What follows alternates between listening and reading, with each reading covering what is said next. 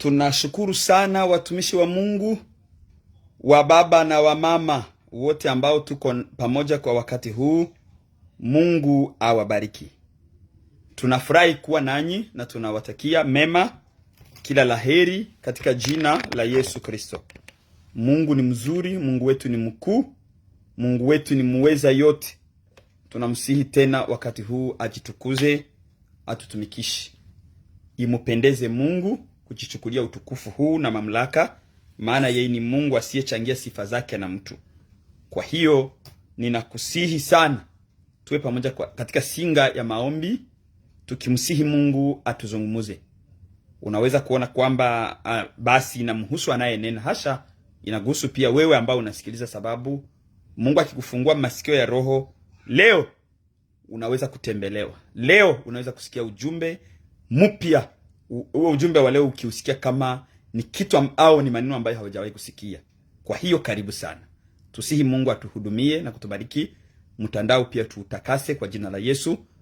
Tuweke kukata tunaipinga kwa jina la Yesu. Mungu pekee azihirike mwanzo hadi mwisho. Mungu wetu aruhusu tumtukuze, na kazi ya leo imrudishie sifa zote na utukufu. Karibu sana. Mungu Baba yetu, heshima, sifa, utukufu, shukurani na maabudu ni vyako milele. Sifa zako hautazichangiaka na mtu. Ni wewe Mungu pekee duniani na mbinguni unastahili kuitwa Mungu. Hata kuzimu sarenda ikiri kwamba Yesu ndiye Mungu pekee.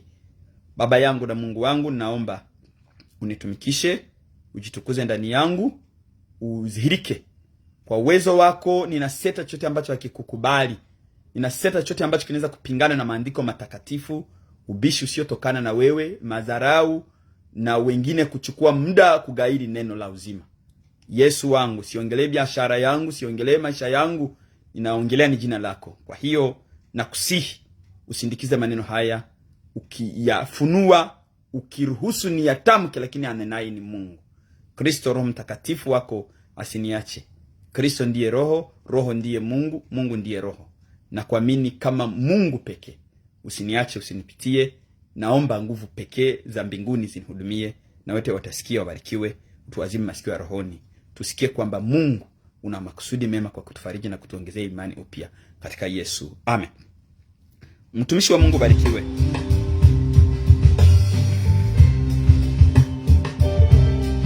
Tunawakaribisha wote ambao tayari wamejiunga nasi. Karibuni sana, karibuni sana.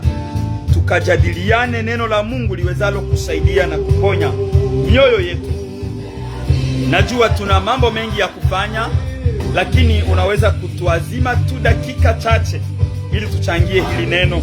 Na neno la leo iwe msaada, iwe kidongi cha kuponya, iwe shindano inayosisimua, inayorusha madhaifu na magonjwa katika akili zetu, katika roho zetu. Tujisikie tena kufufuka upya. Ninakutangazia ufufuko mpya katika Yesu. Roho wa Mungu anene na wewe, Roho wa Mungu akuhimize. Wapendwa wangu, vita vyetu ni siku moja tuingie mbingu.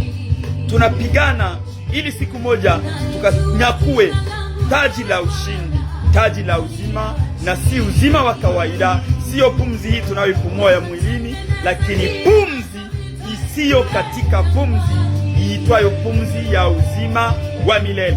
Maana tunapokea Roho wa Mungu, na huyu Roho si kwa leo tu, lakini tunataka tutembee naye maisha yetu yote. Mungu ajitukuze kwako na kwangu wakati tutakuwa tukisikiliza neno hili. Mungu asikupitie, Mungu asikufungukie hadi mwisho wa dahari. Aliahidi hata kuacha. Na wewe ukiamini vile, kwa imani yako pokea kile unataka kupata kwa Mungu, kwa uwezo na mamlaka ya jina la Yesu. Tukomboe muda, maana tunataka tuende tukiwa wepesi kwenda kwa lengo letu na mafundisho yetu. Tunaongea neno la Mungu. Ni wiki yetu ya 3. Tulianza na neno lililosema uokovu tunaoutarajia kwa Bwana. Tunatarajia uzima wa milele. Tunatarajia pia uokovu, yani ushindi dhidi ya majaribu yanayotuinukia, yanayotukumba kila siku. Tunamtaka Mungu, niokoe Mungu. Niokoe na wanaoniwinda Mungu. Niokoe na wanaonifitini Mungu. Niokoe na wanaonichukia bila sababu. Niokoe na wanaonipangia mabaya. Niokoe Yesu na wanaochukua mbinu na njama za kutaka kuangamiza maisha yangu. Niokoe na wawindaji wa nafsi Mungu. Niokoe na wanaoshambulia maisha yangu. Niokoe na pangia kile ambacho hakitokane na wewe. Mungu ni Mungu wetu, na bado tulalamike kila siku, Mungu niokoe, Mungu niponye, Mungu nifungue, Mungu niteteye, Mungu nishindie majaribu. Nawe utaishi maisha ya ushindi katika kila jambo ndani ya Kristo Mungu liye muamini. Wewe kile ninakuletea ni kwamba amini tu. Simama imara ndani ya Yesu, imani yako isiyumbe yumbe. Zoruba ya wakati fulani isikuachishe Mungu, isikuachishe imani, kujua kwamba Mungu hakuwake tena. Usifikie kufuru Mungu, usikie kumunungunikia Mungu na kusema au kumkana kusema haiko tena. Mungu yuko, Mungu anakujali, Mungu anakupenda, haijalishi maisha yote unayopitia. Weka imani mbele tu. Mwenye haki ataishi kwa imani. Mwenye haki wa Mungu hataishi kwa hela nyingi benkini, hataishi kwa gari nzuri, kwa nyumba ya fahari. Mwenye haki wa Mungu hataishi kwa kuwa ana shahada, ana vyeti vikubwa, hataishi kwa kuwa yeye ni mtoto wa mwanabunge, mtoto wa waziri, mtoto wa wakala, wa balozi. Hautaishi kwa kuwa ni mtoto wa rais. Mwenye haki wa Mungu ataishi kwa imani, na imani yetu hii ndiyo nguvu pekee ishindayo ulimwengu. Kumbe ninakuletea tena habari hizi, habari zina okovu wa kila siku tuutarajiao kwa Bwana. Ila mada kubwa, tema yetu inahusu vita vya kiroho, le combat spirituel. Kuna wenyewe walievolue mu ministere du combat spirituel, na nikwambie kwamba this is a part of our ministry, our teaching. Mkanisa tunafundisha watu pia kuhusu vita vya kiroho, na mtu anayekana kwamba shetani hakuwake, huyo mtu hamjue Mungu. Mtu ambaye anakataa kwamba uchawi hauko, ule mtu hajaamini. Uchawi uko, lakini jina la Yesu liko juu ya yote. Shetani yuko, lakini neno la Mungu linatuambia tumtii Mungu, tumupinge shetani na atatukimbia.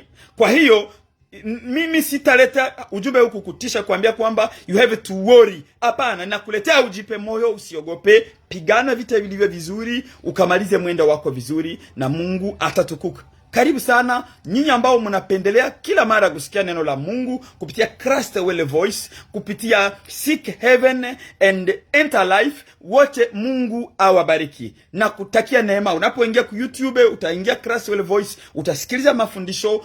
Unapoingia ku Facebook utasikiliza mafundisho, na kadogo utasikia ya maana kwako ni maneno.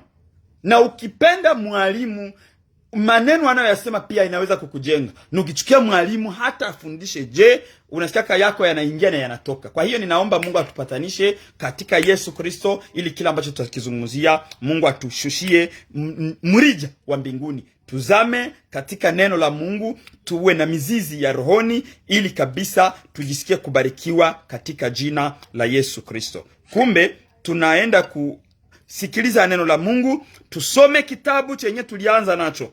Nimesema tulianza na wokovu tuutarajiao kwa Bwana.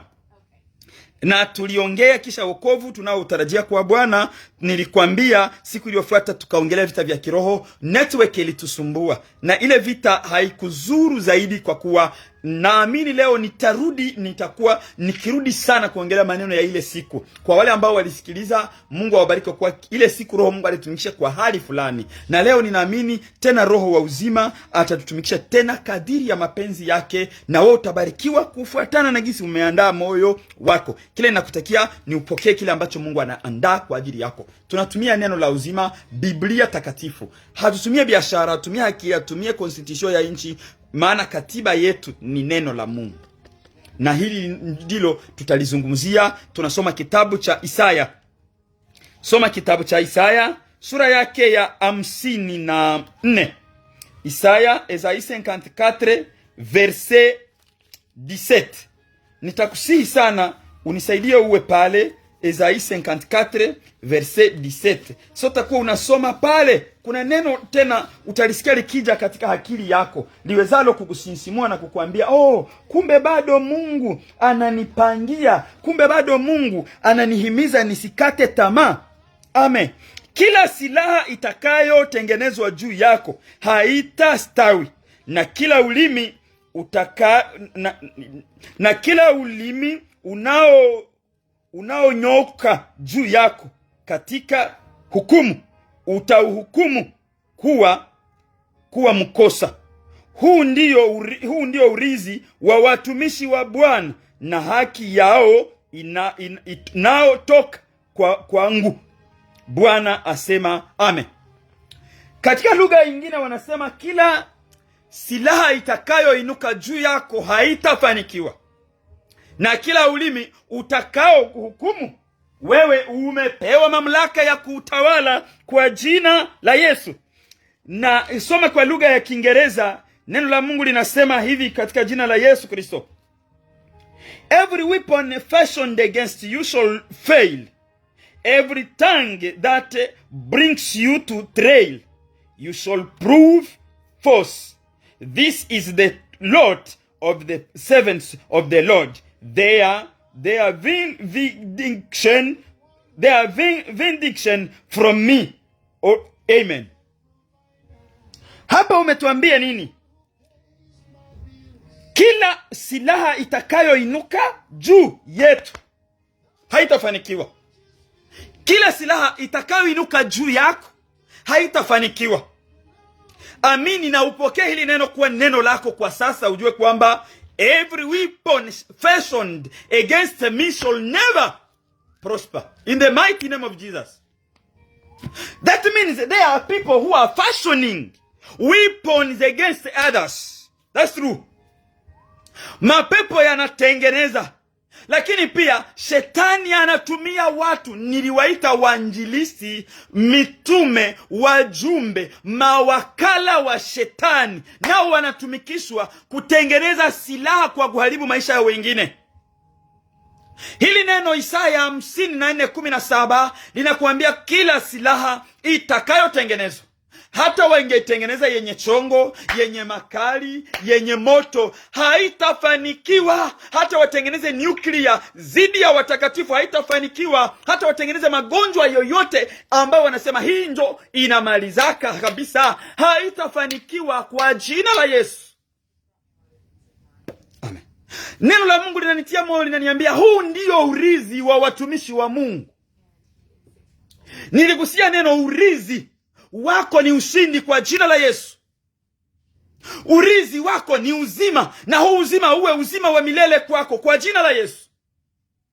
Urizi wako ni utukufu. Neno la Mungu katika kitabu cha Wakolosai 1:27, neno la Mungu linaniambia Kristo ndani yangu ni tumaini la utukufu. Amen. Kristo huyu ndani yangu ni tumaini la utukufu. Nikiwa na huyu Yesu ninao utukufu, na utukufu ni moto, na utukufu ni ushindi, na utukufu ni ujasiri, na utukufu ni mamlaka ya kutisha bila kutishika, na utukufu wa Mungu ndani yetu inazidi nyuklia za ulimwengu, inazidi uchawi wa aina yoyote, inazidi kila chuki na mipango inayopangwa zidi yako. Kila silaha itakayopangwa huu mwaka kwa jina la Yesu ianguke. Imani yako ikupe ule ujasiri kupokea kila ambacho kinatoka kwa Mungu, ikiwa unaamini hili andiko na upokee kwa jina la Yesu. Okay. Tulisoma tena versi ya Zaburi. Tulisoma Zaburi 18:35. Ile versi ilitupatia neno lingine lililofariji mioyo yetu. Katika lugha ya Kiswahili nilisema kwamba ni 34. Zaburi yake ya 18. Psaume 18 verset 34 en Swahili, Louis Segoni 35. Neno la Mungu linasema hivi: anafundisha mikono yangu kupiga vita, ili mikono yangu inapinda upinde wa shaba. Amen. Anafundisha mikono yangu kupiga vita. Ninachukua hili neno, l'Eternel exerce ma main au combat. Mungu anakupatia ujasiri na hataki ulegeye. Mungu hataki urudie nyuma. Mungu hataki uishi maisha ya mchoko. Hataki uishi maisha ya usingizi. Na usingizi na uchovu huu ni uzembe wa kiroho. Uchovu huu ni maisha ya dhambi ya kuepukana na neema ya uzima na utakaso. L'Éternel exerce ma main au combat. Quand je parle de la main, je ne parle pas de la main physique. Kwa kuwa huu mkono ukiudunga juu ya jiwe, mkono unaweza kuvunjika. Lakini mkono wa kiroho, mkono wa utakaso, mkono wa imani hautikisike kwa jina la Yesu. Ta foi est exercée par le combat. Imani yako inatengenezwa, inaandaliwa na vita vya kila siku. Kumbe, ikiwa unaamini Yesu, usijue kwamba unaokoka, unakimbia vita. Unapookoka, unaingia katika maisha ya vita. Lakini, neno la Mungu linakuambia, kila silaha itakayoinuka juu yako haitafanikiwa kwa jina la Yesu. Vita vya kiroho ndiyo mada yetu. Tunaongea habari za vita vya kiroho. Na hivi vita vya kiroho vinakujaje? Nikwambia kama na uko kiroho, kama haujijue uko kiroho. Vita vingi tunavipitisha katika hali ya kiroho, lakini watu huwa hawajui na hawajali. Wewe unajizani kwamba niko kimwili. Ukikutana na mwenzako mama, unaanza kutetana. Ukikutana na mwenzako baba, mnaingilia maisha ya urofa tu. Unajisahau kama uko kiroho. Mpendwa, uko kiroho, uko saa 12 kimwili. No, saa 10 niseme ndiyo, saa 10 let me say, wewe unasinzia saa 8. Saa 16 uko kimwili. Saa 18 uko, no, saa 8 uko kiroho. Want or not want, you have to come back to your spiritual. Unaposinzia, mwili huo unabaki ukitikisika kwenye uko kwa kuwa nafsi iko ndani. Lakini roho yako inaingilia muhali ya kiroho. Na mambo ya moyo unatumika wakati uko msense. Hali yako inaona, unajitambua. Kinachotumika ni moyo, kwa kuwa mule ndani muna akili na dhamiri zinatumika. Lakini ukisinzia, kwenye roho yako inaenda, sio moyo unatumika. Kinachotumika ni hali kimoyo, no kiroho. Na kama ni vita, huko unaweza shindwa au unaweza shinda. Sasa nilisema habari za ndoto tunazozipata. Mara nyingine unaweza kupata ndoto ya kutatanisha, lakini ile ndoto unayoipata ni ujumbe. Sio kusema kwamba uko kiroho hauwezi pata ndoto za woga. Kwanza ukiwa kiroho ndipo unaweza kuota ndoto zinakutisha. Kumbe Mungu iko anakuonesha hali ya vitu vinavyoendelea ili usimame imara na uombe zaidi. Amen. Sasa vita vya kiroho hivi, tunaandaliwa kuishi vita vya kiroho kwa kuwa na sisi ndani yetu muna roho. Hakika ndani ya mtu muna roho, pumzi ya Mungu imupayo akili.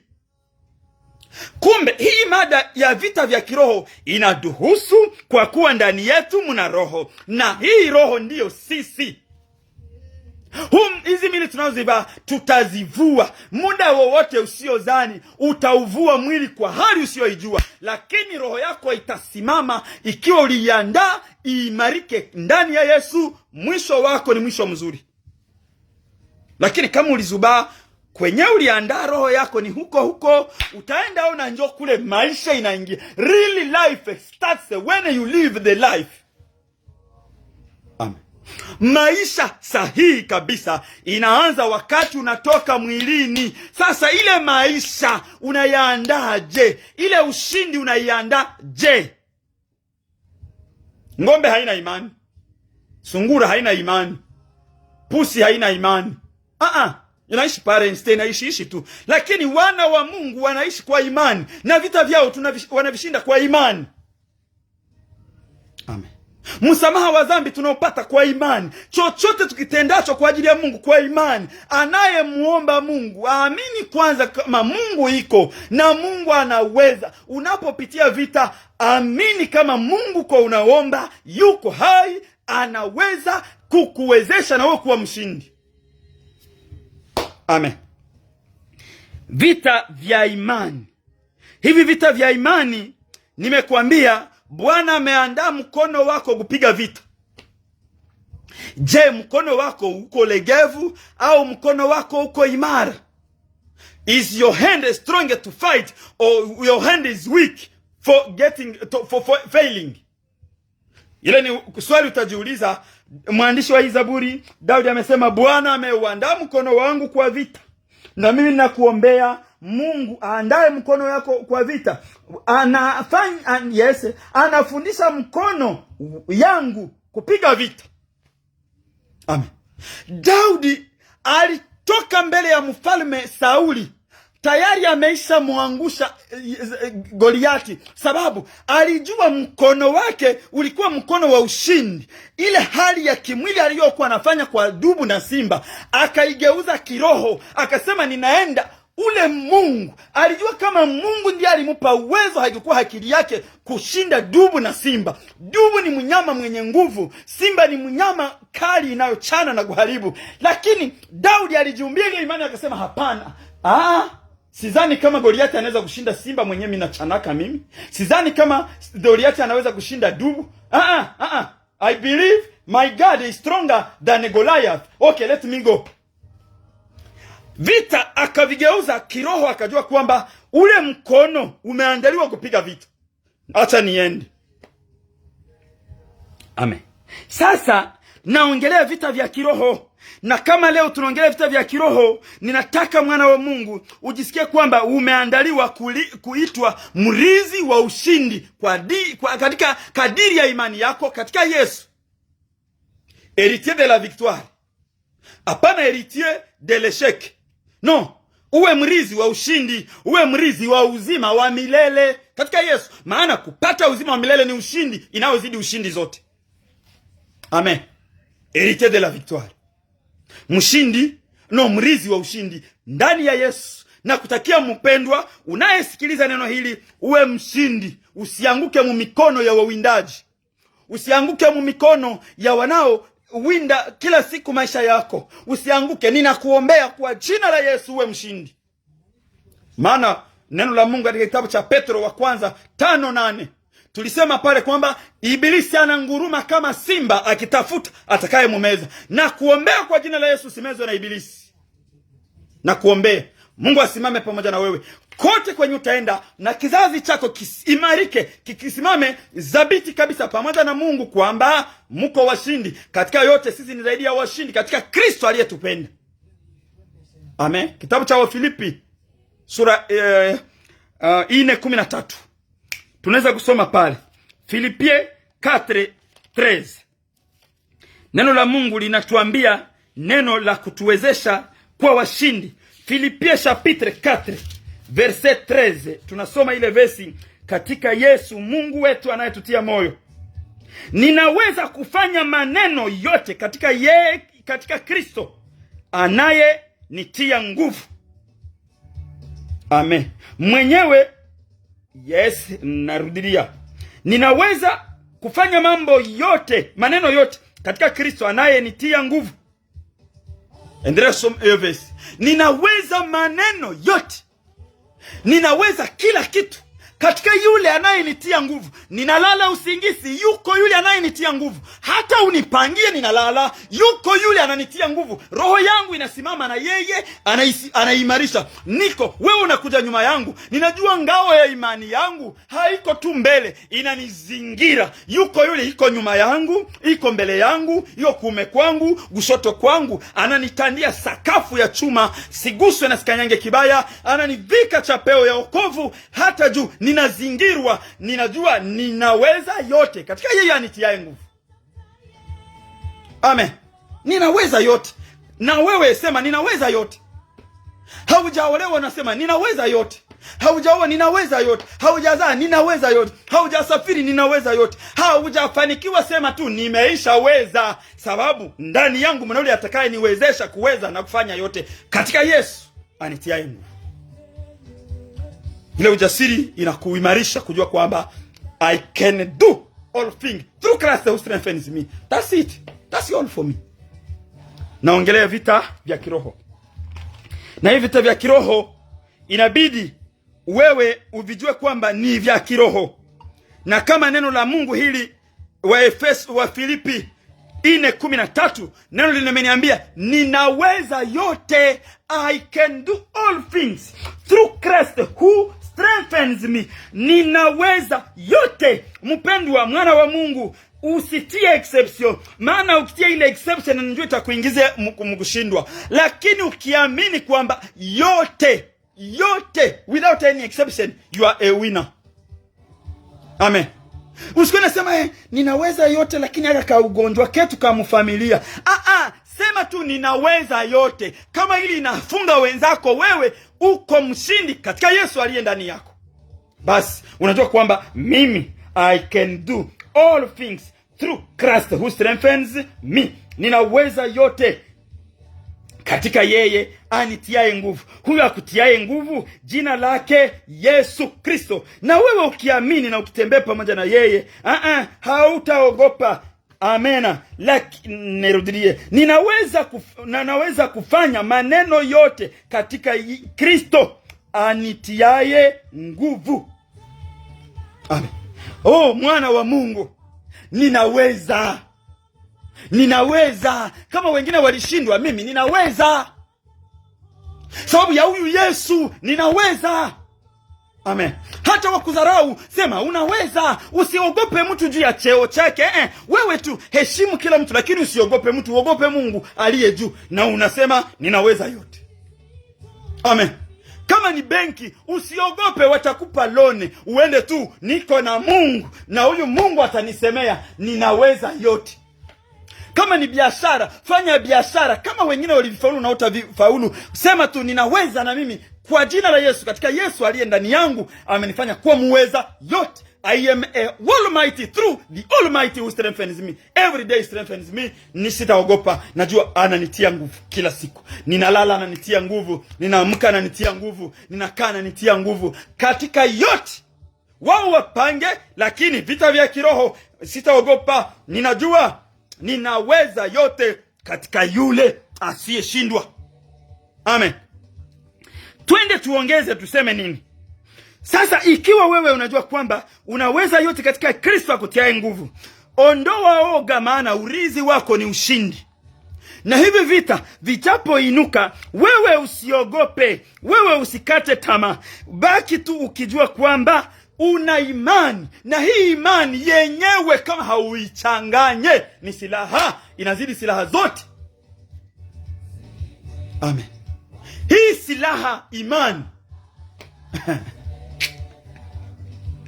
Hii silaha imani. Soma kitabu, twende pale. Waraka wa kwanza wa Yohana. Barua ya kwanza ya Yohana, sura yake ya 5, mstari wake wa 4. Nitakusihi mtumishi wa Mungu unisaidie tusome hiyo vesi. Barua ya kwanza ya Yohana, sura yake ya 5, mstari wa 4. Neno la Mungu linaniambia hivi, pasipooga, pasipokutetemeka: kwa maana kila kitu kilichozaliwa na Mungu kinashinda dunia, na hii ni kushinda kunako shinda dunia, imani yetu. Amen. Kiswahili kingine kinasema hivi: na nguvu zishindazo ulimwengu. Amen. Haiko hii sayari dunia tunakaa ndani. Nguvu zishindazo ulimwengu. La victoire qui triomphe du monde. Haiko kanisa lenye na haiko dhehebu. Asha. Hii verse tena ikumbia imani. Mwana wa Mungu uliye katika vita. Kitabu cha Wafilipi 4:13 kinakuambia utaweza yote katika yule akutiaye nguvu, ambaye unamwamini.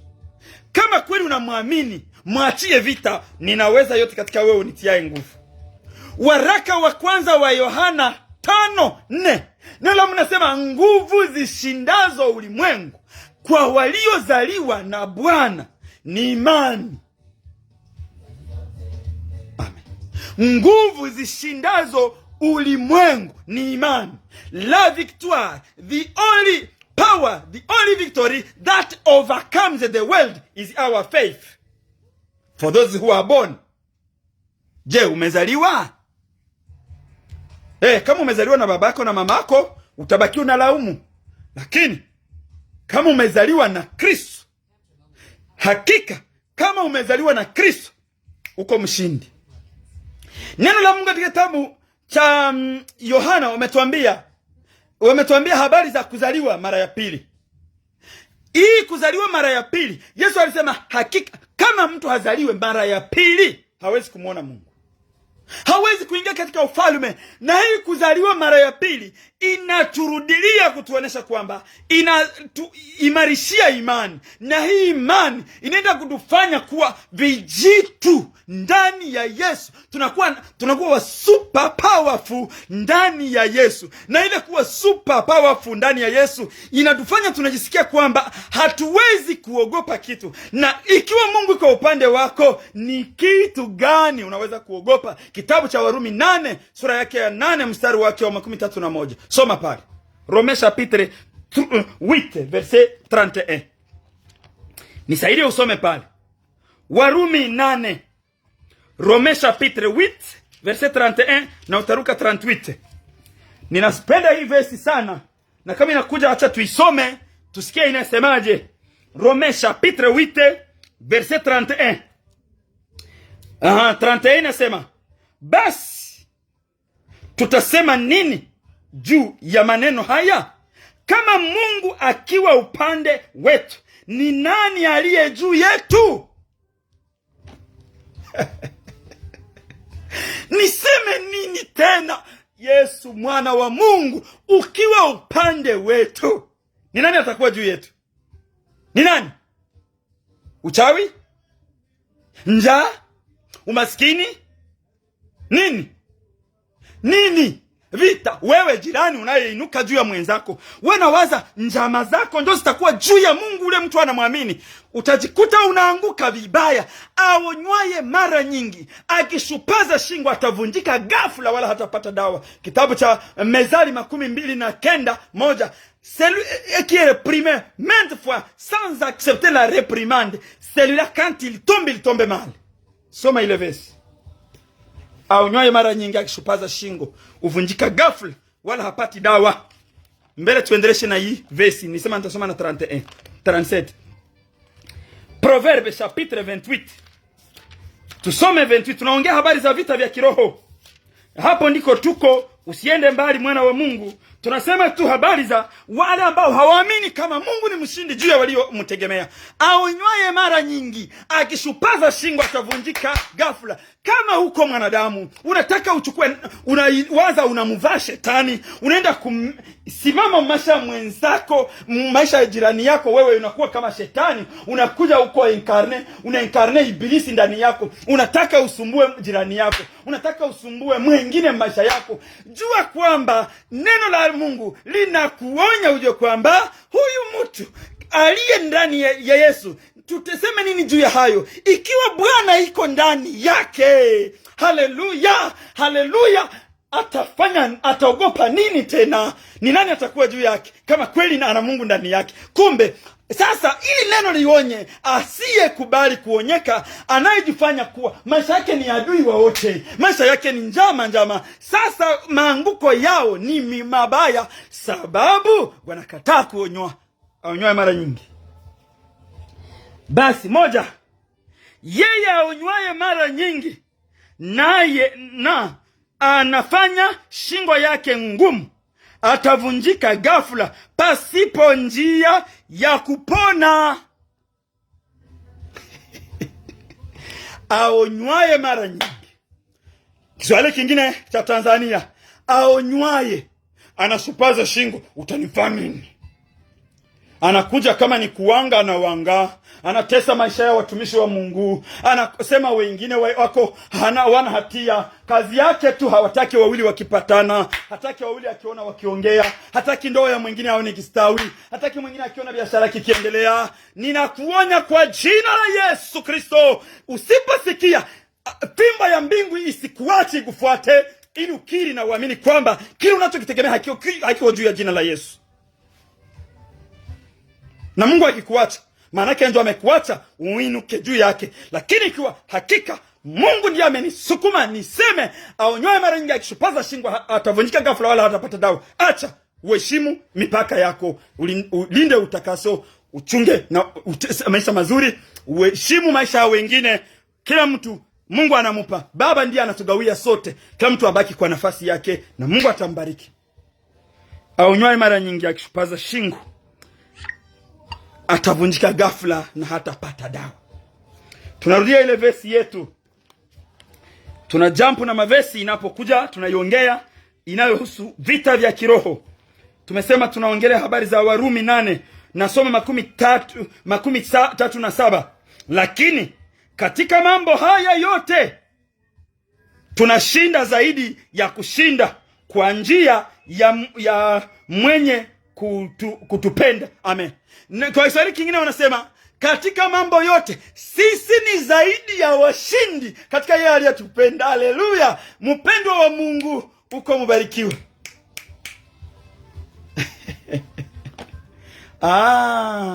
Anasema ninawapenda wanipendao, nao wanitafutao kwa bidii watanipata. Sasa huyu Mungu, Paulo anasema hivi, katika yote sisi ni washindi zaidi ya washindi katika Yesu aliyetupenda. I am a more than a conqueror through Christ who strengthens me. Njoo nadhani kwamba mwingine ni mchawi. Hakuna uchawi inatumika, maana hakuna uchawi juu ya jina la Yesu. Niko mshindi na zaidi ya mshindi katika Kristo anayenipenda. Kumbe kupendwa na Mungu ni kuitwa mshindi. Narudilia, kupendwa na Mungu ni kuitwa mshindi, sababu Mungu anainua wivu wake kila mara wanapokuchokoza. Kitabu cha Zakaria 2:8 anasema, wewe Israeli binti Sayuni, ninakukamata kama wewe ni mwanangu, ninakukamata kama mboni ya jicho langu. Anayekugusa wewe ananigusa mimi Mungu ndani ya mboni la jicho. Hakuna anaweza kuitika umguse ndani ya mboni la jicho. Zakaria 2:8. Soma pale. Chokoza mcha Mungu, utapigwa, hautapata dawa. Utawaza, utaona maisha yako inaharibika tu. Unagusa hiki na kataa. Kumbuka ulichokoza mcha Mungu. Amen. Ulichokoza Mungu. Ulipochokoza Mungu, Mungu akakupiga na atakutesa sana. Utagusa hiki na vyote vitakataa mpaka upige magoti utubu. Vesi narudia. Kupendwa na Mungu inakupa ushindi. Kupendwa na Mungu inakupa kibali. Kupendwa na Mungu inakupa bahati ya maisha. Kupendwa na Mungu inakupa mafanikio katika yote unafanya. Kupendwa na Mungu, Mungu anakulipizia kisasi hata wewe mwenyewe. Asante Yesu. Hata haujasema, Yesu Kristo, manunguniko ya moyo wako inahusisha mbingu. Mungu anasema hapana. Nasikia kilio cha mwanangu, nitamtetea. Haleluya. Soma na wapenda wanipendao, Mezali 8:17. Twende tuone pale. Mezali 8:17. Tuone Mungu atuwezeshe hiyo vesi ndio tunataka. Proverbe 8:17. Mungu tutukuze. Proverbe 8:17. Yes, asante Mungu. Proverbe 8:17. Mezali 8:17. Ninawapenda wanaonipenda, nao wanitafutao kwa bidii wataniona. Amen. Ninawapenda wanaonipenda, asema Bwana wa majeshi. Kumbe angalisho, unaweza ona mtu mnatumika naye, unamparamia, kumbe ni mpendwa wa Mungu. Unaweza ona mtu mnaingia kanisa moja, kumbe ni mpendwa wa Mungu. Unaweza ona wewe ni mchungaji wa mtu, unamdharau, kumbe ule mtu ni mpendwa wa Mungu. Mimi njoo ninamuongoza, kumbe uko unachokoza Mungu. Zakaria 2:8. Wewe utapigwa. Na kitabu neno la Mungu tena linasema Mungu haruhusu waguse mpakaliwa mafuta wake. Mpakaliwa mafuta haiko ule mwenyewe ulimwangia mafuta ya olivi. Mpakaliwa mafuta wa Mungu ni ule anayeongozwa na Roho Mtakatifu. Maana upako tunaotarajia ni roho ndani yetu. Hapana mafuta. Hapana. Ninakatalia watumishi wa Mungu ambao wamekomaa kiroho kuwazia kwamba kumimina mafuta ndio mafuta ya upako. Mafuta ya upako ni roho ndani yetu. Ile ilikuwa ni kivuli ya mambo yatarajiwayo. Maji ya uzima tunayo ni Yesu ndani yetu pia. Maana aliambia ule mwanamke Msamaria, kitabu cha Injili ya Yohana 4. Ukisoma pale 4 unateremka unafika 14. Pale alimwambia ule mwanamke Msamaria, maji ni yatowayo mimi hayakauki na bubujika hadi uzima wa milele. Sasa wewe unaenda leta maji, unaambia watu njoo maji ya baraka, unadanganya mioyo na utaliulizwa. Wanaenda nipaka, unaanza nimwangia mafuta inateremka kukoti, haujajua maandiko. Haujui maandiko. Kama unajua maandiko, upako ni roho. Wenzetu wafalme na makuhani walipakaliwa mafuta, ilikuwa alama ya ujio wa roho. Sasa tulipopokea roho wa Mungu, hata Yesu hakuna kwenye ametumia mafuta iko na bariki watu. Yesu hakutumia mafuta, yeye ndiye mafuta. Jina lake Kristo. Kristo mpakaliwa mafuta. Kama kweli una Kristo ndani yako, una mafuta, upako usiokauka. Nimerudia Wakolosai 1:27, Kristo ndani yetu ni tumaini la utukufu. Sina haja uniletee chupa ya mafuta ya olive, hapana. Nina haja kama una roho wa Mungu, uniwekee mikono, na mimi ikiwa niko tayari nipokee roho wa Mungu, inatosha, ndio upako wangu. Amen. Ilikuwa ni parentese, na Mungu uongoza kazi yake gisi anavyotaka. Na furahi vesi Zakaria 2:8, jicho la Mungu. Wewe ni jicho la Mungu ikiwa unamuogopa Mungu. Kwenye huko pamezungushwa luba ya moto, na hapa tumesema luba ya shaba, mirai, dere, ikuzunguke kwa jina la Yesu.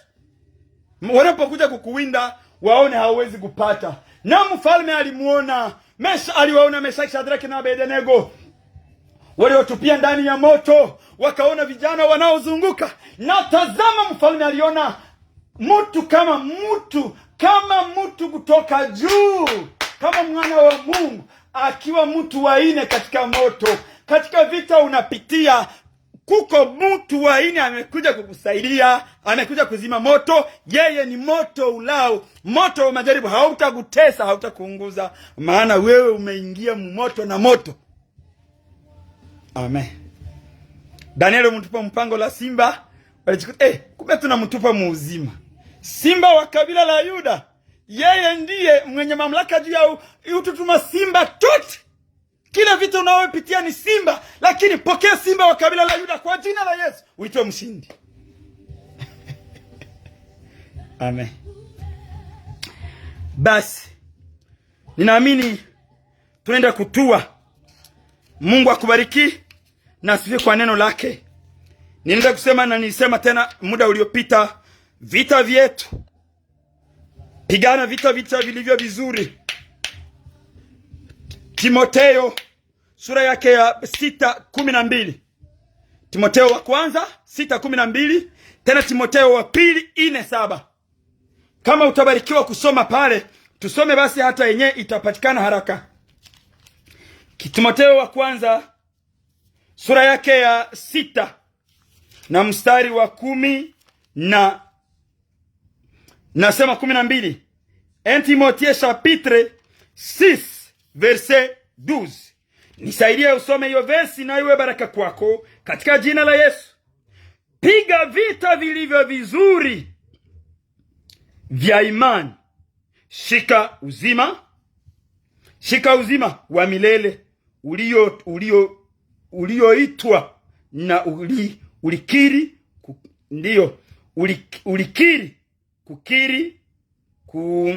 kuzuri mbele ya mashuhuda wengi. Piga vita vilivyo vizuri vya imani. Shika uzima wa milele ulioitwa na kukiri kuzuri mbele ya washahidi walio wengi. Mbele ya mashuhuda, kwa Kiswahili hiki wengi. Wengine mambo wengine tukona kama na de Timothée 4:7. Mambo wengine tukona kama ni scenario. Uliwekea mtu mikono siku ya utumishi, anafanyisha fete.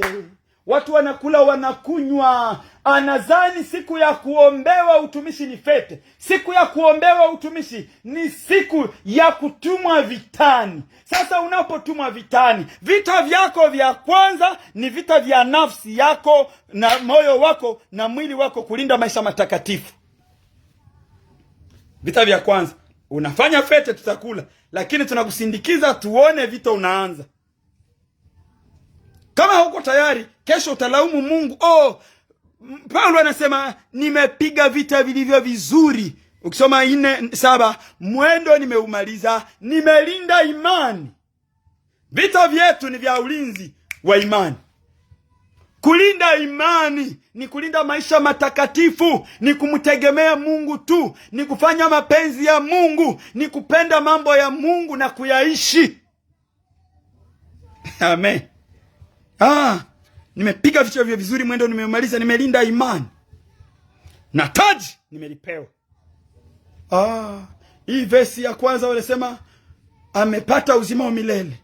Hapa wamesema nimepata taji. Taji la kwanza tutakalolipata, kila atakayeingia katika uzima atapata taji la uzima wa milele. Na hii taji la uzima wa milele Mungu atakupa nayo, na hautainyang'anywa milele. Hapana hii mwili yenyewe unajua utaishi tu miaka 18 tu na kinakufa. Na sio wote wanafikisha miaka 18. Ni wachache sana. Sio wote wanafikisha 17, beloved. Sio wote wanafikisha 15. Sio wote wanafikisha hata 14. Sio wote wanafikisha 13 au 12. Sio wote. Mche Mungu wewe, ukaandae moyo wako. Lakini uzima wa milele uko. Piga vita vizuri, ulinde imani, ukamalize mwendo wako salama, upate taji la uzima. Amen. Taji la uzima ndio vita vyetu tunayovipigania. Tupate na sisi hili taji. Tupanguzwe machozi siku moja. Tumelia ya kutosha. Tumeteseka. Maisha mazito, kazi za mikono, majukumu ya maisha, yale yote na matatizo ziko zingi, lakini mbingu hakuna magumu. Tutafutwa machozi tuliyoyalia tukipigana vita vilivyo vizuri. Mungu akusaidie, Mungu akubariki. Ninakuombea. Tulisoma kitabu cha Waefeso sura ya 6:12 na tukateremka. Tulisoma pia Wakorinto wa pili 10:3. Nasema Waefeso 6:12. Tumesema hivi: vita vyetu si juu ya damu na nyama. Kama nimesema Bwana ameandaa mikono yako kupigana vita. Nimekuambia vita vya imani. Na imani yetu ni maisha matakatifu na tegemeo imara ndani ya Yesu tu. Na kama tumegusia hapa sasa, tumesema neno vita vyetu si vya damu na nyama. Si kwenda jirani amekuchokoza uende tu juu na mzidi nguvu, au juu na juwake kusema, au muambiliane mjibiane. Vita vyenu ni vita vya rohoni, juu ya kupindua falme za giza, ulimwengu wa giza. Tunaishi dunia hii, lakini kuna ulimwengu wa giza, na ule ulimwengu wa giza wewe ukizubaa tu unakuzubalia, unakuangusha. Tulisoma kitabu cha Zaburi 35 verset 1. Tukasema Bwana pigana na wanaopigana na mimi, teta na wanaopiteta nami.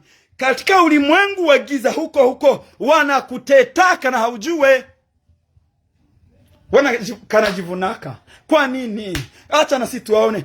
Mtapima, lakini mtasururuka na mtapasuka tu msipomcha Mungu. Sasa nataka neema kwa wote wanaosikia neno la uzima, marafiki za Mungu. Mubarikiwe 7 mara 70. Amen. Na waheshimu sana. Sasa hapo hizo verse 2 wa Efeso 6:12 na Wakorinto wa pili 10:3 hadi 6. Pale wametuambia vita vyetu haviko vya kimwili, ni juu ya kupindua ngome, nguvu za kuzimu. Amen.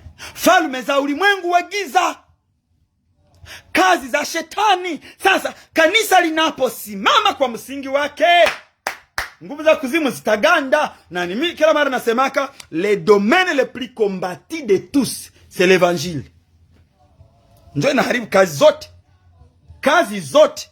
Wenye kufungua tu maduka twao twa madawa, wao wanaomba watu wagonjwe, dawa zipite, lakini yuko yule anawalilia Mungu watu wasigonjwe. Wenyewe wanatengeneza majeneza, maserkei, wanaomba Mungu watu waje wanunue maserkei, ni kwamba watu wakufe. Lakini wako wale wanaoinua neno la Mungu, wanasema Mungu, ikiwa bado tunasimama ndani yako, tunasimamisha kifo. watakupenda? Hasha. Vita vyako ni kwa sababu ya maisha matakatifu unayoishi. Lakini usiogope, watakupiganisha lakini hakuna siku watakushinda. Soma vizuri kitabu cha Yeremia. Yeremia sura yake ya kwanza mstari wake wa 12. Jérémie chapitre 19. Jérémie chapitre 1 verset 19. Soma pale. Tunaenda malizia. Yeremia 1:19 na tena Yeremia 15:20. Niseme tu hiyo vesi, watakupiganisha lakini hakuna siku watakushinda kwa jina la Yesu. Ils vont essayer, ils peuvent essayer, ils essaient toujours, mais ils ne te vaincront jamais. Kama ni kufa utakufaka siku ya Mungu, hapana siku yao. Kama ni kibaya kukifika, haiko kwamba wao ndio walikuweza. Mungu kakiruhusu. Kitabu cha Maombolezo I think 3:37, neno la Mungu linasema, nani asemaye neno lifanyike kama Mungu hakuliagiza? Qui dira qu'une chose arrive sans que l'Éternel l'ait permise? Nani? Mungu karuhusu. Na kama Mungu ameruhusu, amen. Lakini watakupiganisha lakini hakuna siku watakushinda kwa jina la Yesu. Amini na upokee na uishi. Mungu atukuke ndani yako. Tusome pale tu. Maombolezo 3:37. Okay, ndiyo, amina. Ni nani anayesema neno nalo likafanyika wakati Bwana asipo liagiza? Amen. Amen. Amen. Mara 7. Maombolezo 3:37. Ni nani? Sekte gani itapanga na ifanyike na ifaulu? Mungu hakuiruhusu. Maana yake Mungu aliruhusu, na ndiyo maana kitabu cha Yeremia 3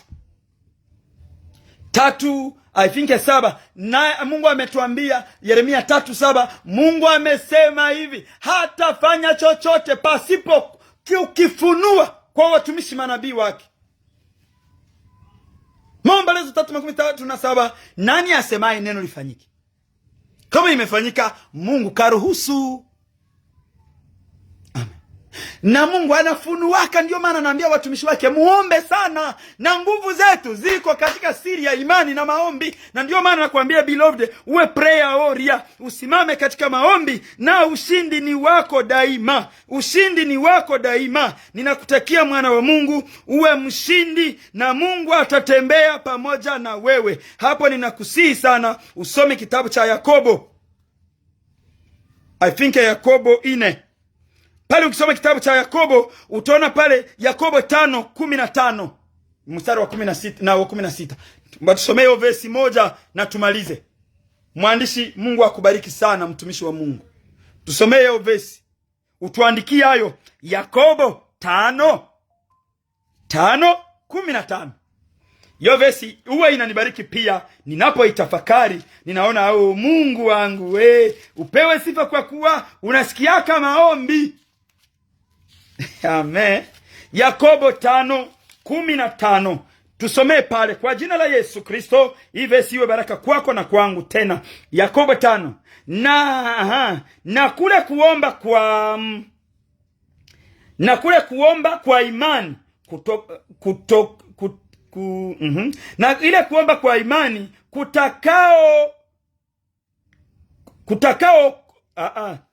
na kule kuomba kwa imani kutaokoa mgonjwa. Na kule kuomba kwa imani kutaokoa mgonjwa. Uko na shida, omba kwa imani, utaokoka, utapona. Kule kuomba kwa imani kutaokoa mgonjwa yule, na Bwana atamsimamisha. Na kama amempate na kule kuomba kwa imani kutamponya mgonjwa. Na kama amefanya zambi nimejampu nimejampu. Nasema hivi, na kule kuomba kwa imani kutaponya mgonjwa yule, na Bwana atamsimamisha, na kama amefanya dhambi atasamehewa. Amen. Chini hapo ndio wamesema 16, wamesema kwa sababu maombi ya imani na mamlaka. Nasoma seze sasa. Seze inasema, kirini zambi ninyi kwa ninyi na kuombeana mupate kuponeshwa. Kuomba kwake mwenye haki kuna faida sana kama akiomba kwa bidii. Amen. Hapo wamesema la prière fervente du juste a une grande efficacité. Angalia ile bombe. Angalia ile bombe. Mwenzako anapiga magoti, analilia Mungu sababu ya vita vyake. Unasikia kwenye Mungu anaanza haribu mambo sababu ya maombi ya mwenye haki. Kama una imani, omba tena kwa bidii. Nimesema be a prayer warrior. Vita vyako ukivipigana katika imani, katika kujitakasa, katika kumtegemea Mungu na kumwogopa, omba, Mungu atakusikia na jina lake litatukuka. Nasema conclusion yangu ni Yakobo 5:15 hadi 16. Verses zingine zenye hatusome. Ninaamini kwamba umepokea baraka yako. Na kitabu cha Mhubiri 10:8, neno la Mungu linaniambia kwamba watachimba shimo, watatumbukia wenyewe ndani. Wewe utaomba, ile shimo ile watatumbukia wenyewe ndani. Kwa jina la Yesu, Mungu atageuza ile waliandaa kama sumu kwako, wataikula wenyewe na watoto wako. Wao waliandaa wewe ukufe hivi, wao wenyewe wataanguka ile njia. Kwa jina la Yesu, Mungu anafanyaka kinyume cha mawazo yao. Hamani ameweka mti mrefu wa mita 20. Walienda mkuta, yeye ndo anaanza ninginia, aliwekea Mordekai. Yeye ndo anaanza piga tu miguu chini. Kama ungejua haungeshimika ule mti mkiwanja chako Hamani. Kumbe naombea wote ambao wana njama mbaya, wanajifanya maadui za wengine pasipo sababu, wabadilishe mioyo, sababu mabaya wanayoyapanga yatawarudilia. Sababu vita vya imani, vita vya kiroho viko na ni vita vya imani. Wewe unaona mtu haujue ushirika wake, you don't know his intimacy with his Lord. Sasa unamuinukia tu. Sasa ule mtu mwenye imani inayosimama kama nanga ndani yake, sataomba Mungu ikiwa anajitakasa na anapendwa na Mungu, vitu vitakugeukia, wewe utaanza juta. Kumbe ninaita wana wa Mungu, tubadilishe mioyo yetu, tumtafute Mungu, tutakiane mema, tukae pamoja kwa amani, kwa furaha, tuwe watu wa maombi, tuingie kanisani, tujue tunaenda fanya nini, tunatafuta Mungu. Hatuendi kujionesha, maana hizi mavazi tunazivaa ndio kwa kudusitiri, lakini huko tunazibeba. Sidhani kama Mungu anazipatia impact sana. Anatazama kwanza mioyo zetu. Tufunike utupu, tuwe wasafi, lakini mioyo zetu kwanza zitakasike kuzidi kisimili yetu inatakasika, na Mungu atatukuka. Na kutakia maisha matakatifu, maisha ya maombi, maisha ya kufanya mapenzi ya Mungu na kumwogopa Mungu, maisha ya kuwa mshindi. Linda urizi wako, maana urizi Mungu amekupa, kama ilivyo neno la Mungu katika kitabu cha Isaya 54:17. Urizi wako ni kushinda, kwamba kila silaha ya maneno, silaha yoyote ya matendo, silaha ya mawazo, silaha ya mipango, zote Mungu azichanganye na wageuzie mipango yao kwa jina la Yesu. Kila komplo yao iwarudirie na iwageukie. Zaburi yake ya sura 7:16. Nimesema pia Mhubiri 10:8, watatumbukia wenyewe mshimo. Wewe uombe tu na unyamaze na Mungu atatenda kwa jina la Yesu Kristo. Mungu, ninakuheshimu Baba, ninakusifu. Ninaamini umenisikia. Ninaamini kazi ya leo imekutukuza. Baba, pigana na wanaopigana nasi, teta na wanaoteta nasi kwa jina la Yesu. Huyu baba ameteswa, amehangaishwa. Huyu mama ameteswa, kuna wenyewe wamemwinukia. Kwa jina la Yesu, waachilie maisha yake, mipango yawarudilie, waanguke katika shimo zao ili wamuogope Mungu. Kwa jina la Yesu, kwa jina la Yesu, kwa jina la Yesu. Natangaza ushindi, natangaza ushindi, ushindi utokao mbingu. Mungu tukuka kwa kutushindia kwa jina la Yesu. Huyu baba, huyu mama awe mshindi na mafanikio yake yaanzaonekana. Utukufu mrudilie Mungu aliye juu. Asante kwa kutusikia na kutufanikisha. Ushindi ni wetu. Sisi ni washindi zaidi ya washindi katika Yesu aliyetupenda. Mungu barikiwe kwa kuwa tutaweza mambo yote katika wewe tutiaye nguvu. Basi naomba uongezee wote waliosikia neno imani, neno hili imani iumbike ndani yao na wenyewe utasikia baadaye. Sote tubarikiwe kwa jina la Yesu. Tu le consommateur de notre foi. Mungu mwenye haki ataishi kwa imani, na akisitasita haupendezwi naye. Kwamba umetuambia hapo mkitabu cha waraka wa kwanza wa Yohana 5:4, nguvu zishindazo ulimwengu kwa waliozaliwa na Bwana ni imani. Kumbe utumbie imani, tusimame na wewe, tukuogope na tukutukuze, na jina lako litatukuka kwa jina la Yesu. Amen. Mungu awabariki nyote. Na washukuruni sana kwa muda wenu. May God bless you all. Beloved, prosper in everything you will do. Mungu atakuwa pamoja na wewe, usiogope tu. Simama imara ukimtegemea Mungu. Soma hizi verse zote tumesema juu ya vita vya kiroho na habari za ushindi katika imani. Utaona kwamba wewe hauko mtu wa kawaida. You are not a regular person. Beloved, you are not a regular person. Christ in you, hope of glory. Amen.